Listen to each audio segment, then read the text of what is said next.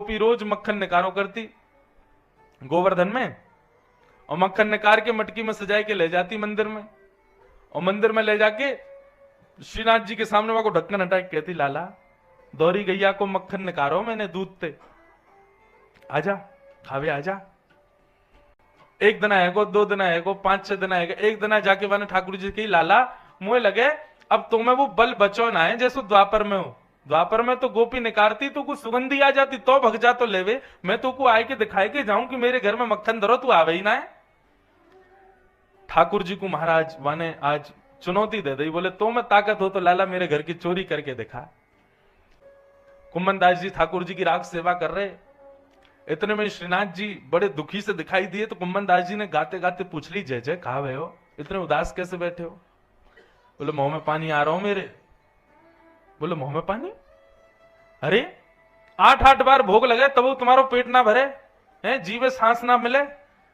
ठाकुर जी खाते ही रहो सुबह से शाम तक, उठते पट दूध पियो, उठते ही तो दूध पीवेंगे, लड्डू खावेंगे।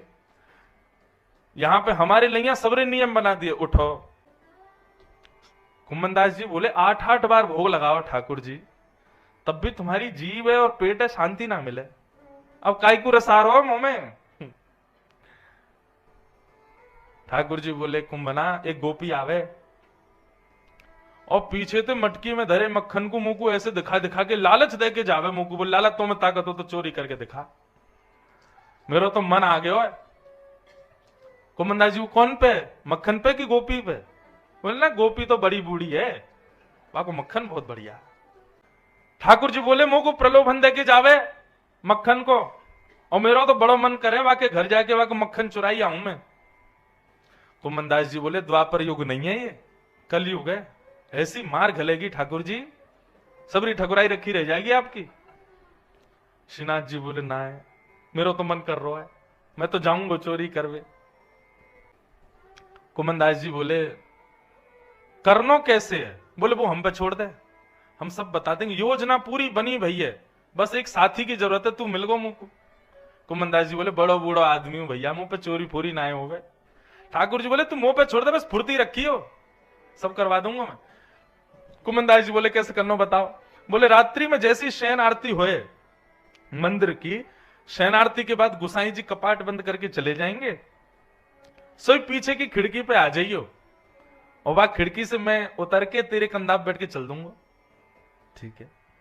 रात्रि में शयन आरती हुई, मंदिर बंद हो गया, गुसाई जी आदि परिकर सब चले गए मंदिर से, तब चुपचाप कुम्मन दास जी आए और आकर के मंदिर के पीछे जहां गर्भगृह है वहीं खिड़की के नीचे आके खड़े है गए।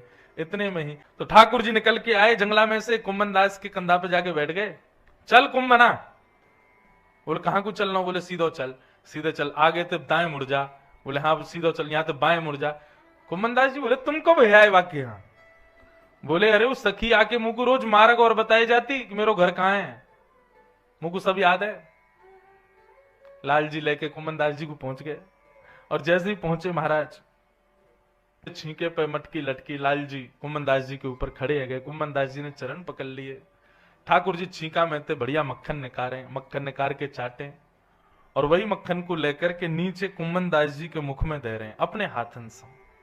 अधरामृत मिश्रित ठाकुर जी के हाथ से मक्खन कुम्मन दास जी के मुख में जैसे ही गए, कुम्मन दास जी तो मंत्र मुग्ध है गए। आहा, कुम्मन दास जी तो भावावेश में चले गए।